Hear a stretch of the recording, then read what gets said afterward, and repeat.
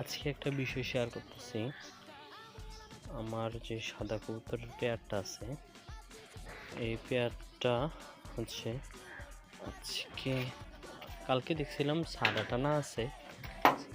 আজকে দেখি ডিম টিম পারছে কিনা। এই যে দেখা যাচ্ছে মাশাল্লাহ একটা ডিম পারছে। আর এটা হচ্ছে নিচেরটা হচ্ছে বাচ্চাটা।